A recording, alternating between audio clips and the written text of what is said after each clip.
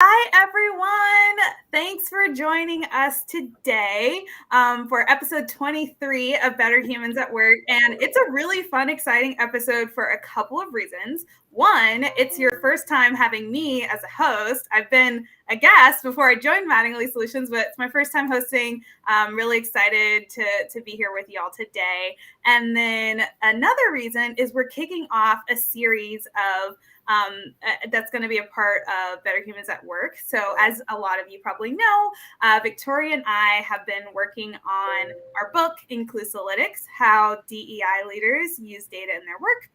And we, as a part of that process of writing the book, we interviewed a number of DEI leaders, internal and external, some who are new in their journey, who are very experienced. And we used those interviews to pull in a lot of quotes throughout the book. And we thought it would be really fun to revisit those interviewees and have them come on the show so you can hear directly from them some of the things they shared with us when we were doing those interviews and prepping for the book. So this is going to be our Inclusalytics Insider series. And the first guest we have, as you can see here, is Dr. Rebecca Von Gartner. So glad you could join us today. Hi. Well, thank you for having me. I'm so excited. Yes. So Dr. Rebecca, she is a certified diversity executive, and she's currently the Vice President of Human Resources for the Greater Kansas City Chamber of Commerce. As a champion for personal and professional well-being, Rebecca brings her extensive background in human resources, organizational development, and diversity, equity, and inclusion to help others strengthen their personal awareness and build new skills to navigate their journey more powerfully. As a people and process consultant, she has expertise in driving change management programs successfully and implementing OD interventions for achieving superior benchmarks in performance and organizational productivity. She draws from skill sets such as emotional intelligence, positive psychology, resilience, and courageous leadership to support others in their goals to become more inclusive and more impactful leaders. So welcome again. Yay. So glad to have you and really glad that we met. So Katie Irvin and we are both alums of Alpha Sigma Alpha, my sorority. And when I was doing looking for people to interview, I reached out to her, and she's actually the one who connected us. Mm-hmm. Yeah, and I'm really glad you said yes to being interviewed and that we were able to bring you in for the book. So wanted to check in, though, because I know when I interviewed you at the time, you were somewhere else, and now you are at the Chamber of Commerce. So give me a life update. Tell me where you were, how you got here. Yeah, so, I was at a law firm before. I was heading up their global DEI initiatives, which was wonderful work. But then as life happens and, working for such a large organization, there's a lot of travel involved. And obviously, COVID kind of played a part in dampening that. But being able to know long-term, I'm going to be closer to home, closer to family. And, I live here in Kansas City. I am so passionate about my city. I am so passionate about my community. And, one of the drawbacks of the work that I was doing at the law firm in DEI is that I felt so disconnected from the impact that I was making. And, as DEI work is very close and personal work. And you want to be close up to the impact that you are making. So I really started to look for ways that I can do that at home. I was already, outside of my, day job, I was doing a lot of work already in the community, but I wanted to make it more formal. So I was really lucky to be able to join the Chamber of Commerce, which, is the epitome of doing work local in the community. So I was just very, very lucky to be able to join and be able to take on this role, not only to utilize my HR background, but to help build up their D&I programming both internally and to help support the work that they do externally as well.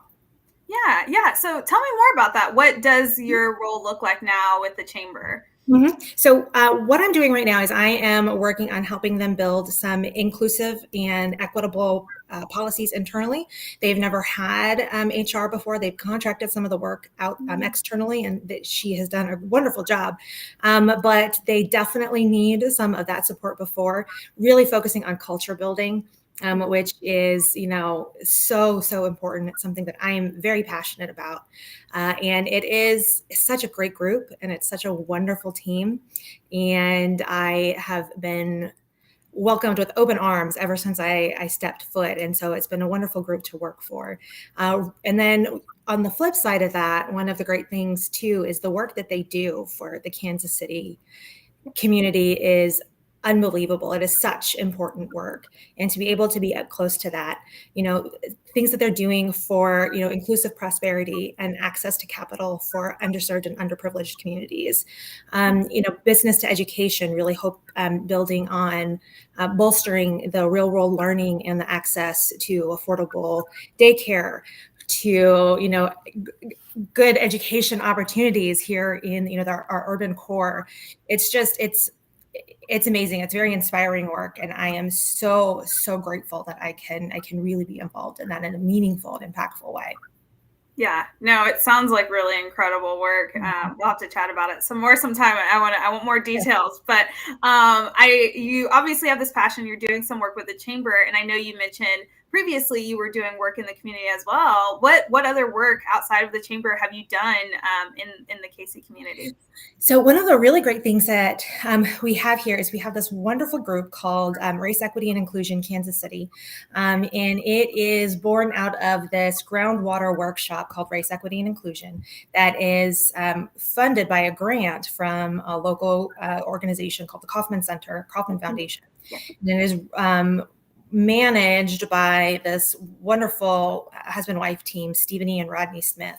And it's a 2-day groundwater workshop that really digs into the history and the historical impact of race and why.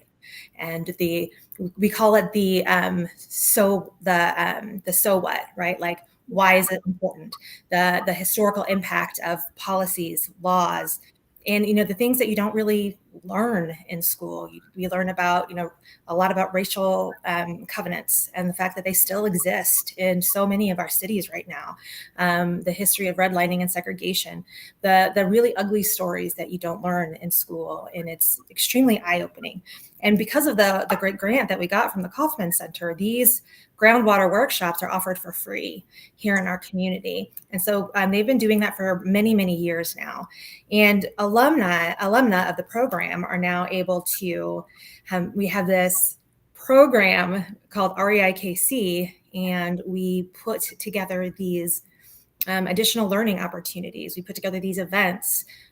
We put together all of this additional work that we continue to try and move forward, building upon this groundwater workshop in the community. And so that is just one more thing that I do to try and help build upon this and expand this work here in the Kansas City community. Yeah, no, I love that. And something that you're getting at there that really stood out to me is that education, right? And we don't all get that growing up. And so finding ways to get that information later on, I think that's one of the things that's really useful. And we're seeing organizations start to look at a bit more is, educating their employees on the historical reason for why these things matter, not just business case or, it makes you feel good, but historically there are some things standing in the way. So that being said, how, outside of, the historical context, what are some other things that you think organizations can consider to help build and maintain an inclusive workplace culture?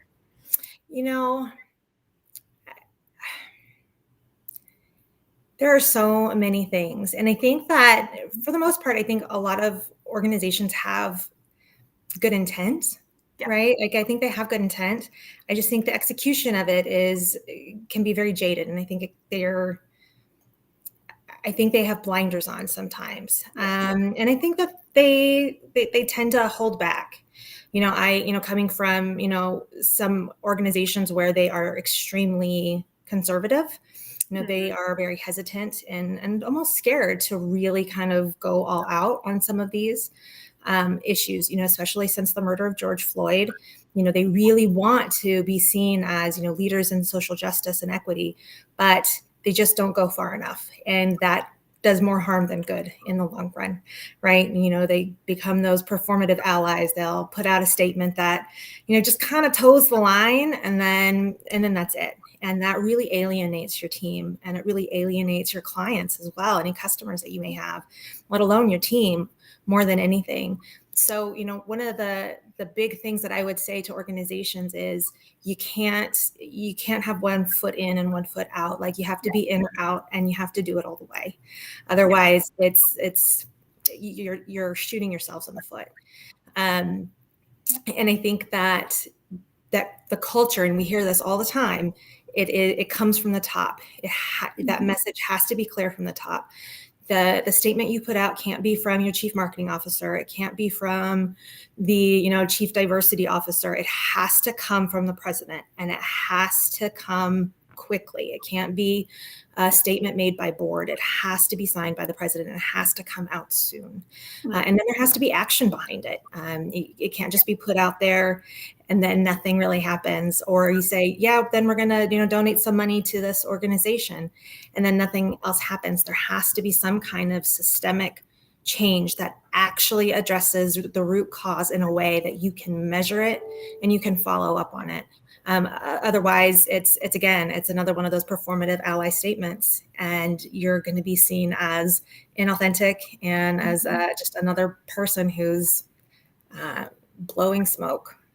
Yeah, no, I was just talking to a client recently, gave a presentation, and was telling them, I've heard a lot of great things from you about how this is important to you, but we're not seeing the follow through. There's no action. You're not wanting to look at data. You just want to make assumptions and move on, and that's not the best way to do it. And I told him, it can be hard and scary sometimes as an external consultant to have to say these things, but it's more important than blowing more smoke. So said to them, like, you either commit and fully go through and here's a plan to get you there, or I advise you stop.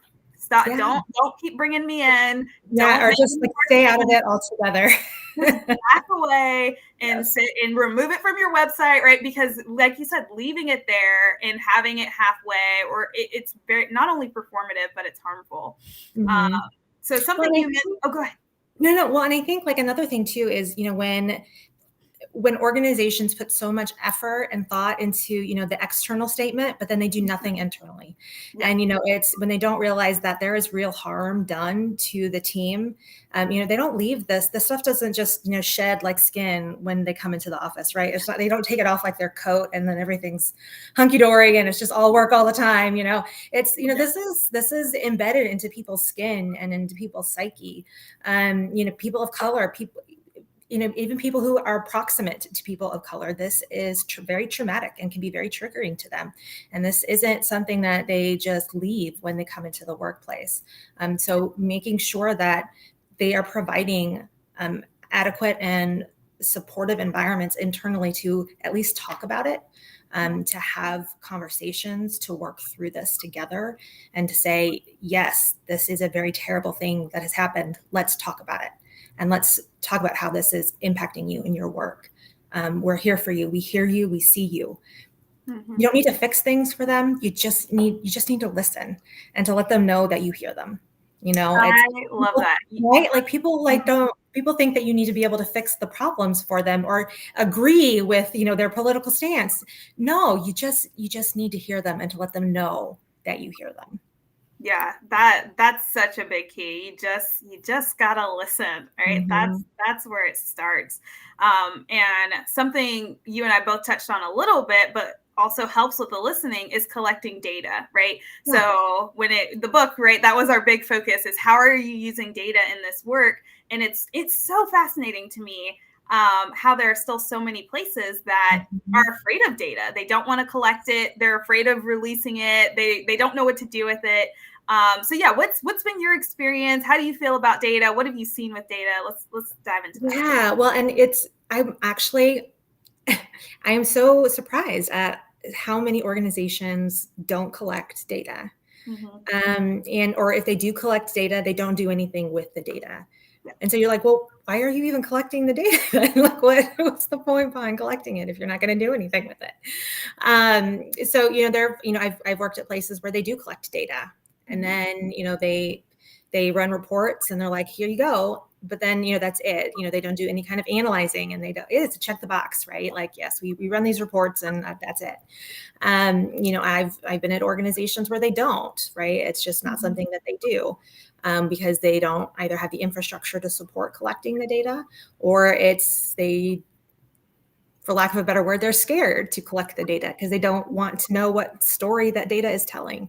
And I think that this is part of what was in the book, is that I have also worked at an organization where it was a very clear line about who collects the data and who doesn't. And then the people who collect that data don't want to share the data with the people who need to analyze the data. So then another department has to collect the data, and it's not the same data that is over here. So there's absolutely no integrity of the data. So you can't even depend on the accuracy of the data. So it's very difficult. And I think I have a very hard time with understanding why it is so hard for people to understand the importance behind it. Because that's just a first step, right? Just collecting and looking at the data is just the first step. And that is just looking at the numbers and the diversity. That has nothing to do with the inclusion piece of it. That is just looking at the hard facts of diversity. And we can't get anywhere else without that. And so trying to get people to buy into that, it tends to get very frustrating. And I know I can tell it gets under your skin too. Oh yeah. It's that part you just said is key. Data just tells you where to look. It doesn't tell you everything that's going on. And even so, that's on the diversity side. Even inclusion, when we do, measure inclusive behaviors, or we get perceptions, and so we can get into belonging a bit, that still isn't telling you necessarily what to do. It's just saying, okay, here's a potential pain point. The map. Yeah, let's go follow through and really dig into that. But I'm gonna go back, because you're right. One of the big themes that came up in our interviews, and definitely has a spot in the book, is, and I'm just gonna say it's that most organizations, any sort of data they have ends up with HR, and it is protected like it is this huge secret. And you think as an external person, oh, they just don't want to share it outside the organization. And that's not it. They don't want to share it anywhere. Only very, very few. And a lot of times they'll lean on confidentiality or legal issues. And to some extent, yes, as a scientist, right, minimum N, we shouldn't just put specific people's data out there, or especially when we get into perceptions and so on. However, it's important to have that data aggregated at that level and share it out, so you know where to act and how to act, and that you're focusing on the right things. And that transparency is really helpful too, getting and helping build trust and creating that inclusive, equitable environment for your employees. But that's, as you can tell, that's one of my big pain points there. I know. Well, and it's so interesting because, I've worked at many law firms, and that's the biggest piece. It's that, law firms are very, risk averse, and, sharing anything, even in aggregate, can be a huge fight. Like, can be a very huge roadblock in measuring anything. And there are so many, surveys and so many awards that come in the DEI world, in the legal industry, that ask for all of this data. And it can be so difficult to just get the information, first of all, to accurately fill this out. But then it can sometimes even be a fight just to get permission to fill out some of these surveys, right? Because they're like, well, let's wait and see, like, what is this exactly for, and who's going to see all of this information? So it's definitely, it's baby steps, and, we're getting there, and it's getting a little bit more lax, but it's exhausting. It's exhausting. Yeah, it's definitely a lot. And I am glad we're making progress. It's really funny, though. It's one of those things where you also can see the other side of the line. So I sit here and I preach about how important data is. And there are some people who don't think it's important, don't want to do it. But then there's also the people who are saying we focus on data too much, and that we need to go beyond that picture of data. And there's definitely something there as far as, like we said, data, it's not the entire picture, right? So data is a starting point, but there's more to data as well. So have you run into people like that where they think we focus too much on data? Yes. And I think that is a really good point, because they focus too much on data and the feeling that data is it. And those are the ones that never go past that. They never go into the analytical part, and they never look at the story that the data is telling. They're just looking at the numbers. And that's one of the biggest, I think, complaints and detractors from a lot of the surveys that you find. And I think that's probably the biggest roadblock in the DEI world right now, is people are so focused on the numbers, and they're so focused on the data that's coming through, and not enough on industry. Because I think, when we talk about data and we talk about numbers, then we start getting these like PTSD flashbacks to affirmative action, right? Yeah. And that's not what we're doing, but that's what people have in their head. That's the story that they're telling themselves as a way to detract from it. But that's all we have right now. And that's because, like they said, that's that first step. Because, if we want to measure anything, if we want to measure our inclusive policies, if we want to measure the impact of, the impact of our transgender benefit inclusion policies, then we have to look at data. We have to look at how many people are using it. What is the financial impact of it? And that is all data. And it's hard to get around that. And we really need to work on how are we packaging it. But then we also need to look at how are we changing the hearts and minds of others who are really pushing back against it. Yep. Yeah. Like everything, it's about balance, right? We need it, but it can't be everything. So finding that line. That's great. Okay. So one last question before we get to wrap up. And that goes back to, the purpose of this book. It's to help, hopefully, those DEI practitioners out there who are starting their journey. They maybe got put into a role. They don't know what they're doing. And they want to use, they know, though, they're bought in that data is important, and they want to know how to best use it. So if you were to, talk to one of those people and you had one major lesson learned or one big piece of advice, what would you tell that person? Or if you got multiple. I know, right? Gosh, that's so much. First I would look at your systems and understand first, what are you working with, right? Like what systems are in place, and what is the general mood around data, and, kind of understand who those do, kind of like a power map, right? And like who is kind of like those decision makers and stakeholders in the organization, and who do you need to talk to and really kind of build those relationships with to help you along that journey. And I would say that to anybody, not just, somebody starting out. Really, really get to know who can help you in making changes necessary as you go in, because that's going to be key. Understanding, the terrain that you're walking into, and then understanding who can help navigate your way as you're trying to make changes. Yeah. No, that's really great. And actually, you said that, and it made me think of one other thing. So I'm going to add one more question. So that's kind of where we are. Where do you see the future of this space going? And I think that that's a really, really good question, because, DEI tends to be that industry where buzzwords continue to get thrown out. It seems like every other year there's a new one. And I think that as the industry continues to evolve, we are going to continue to focus more on the empathy piece of it. We're going to continue to focus more on how we are being more inclusive and how people are feeling that they belong. But I think the thing that isn't going to change is our need of data. I don't think that's ever going to change. I don't think we're ever going to be able to get away from that focus on data, because we have to measure something. And my background, in performance improvement is you have to be able to measure something in order to put any kind of process in place.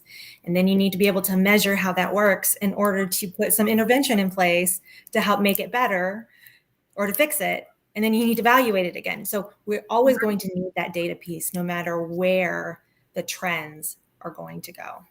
Yeah, no, wonder what other way could I hope to end this other than measure again. Measure.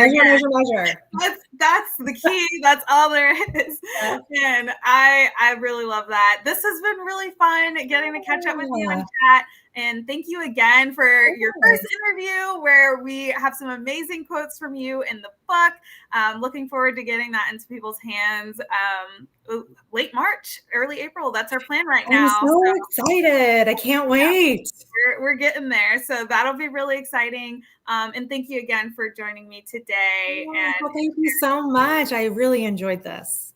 Awesome. Well, thank all of you who were able to join us live, and thank you if you're watching the playback. And I hope you all have a good rest of your day. Bye. All right. Take care, guys.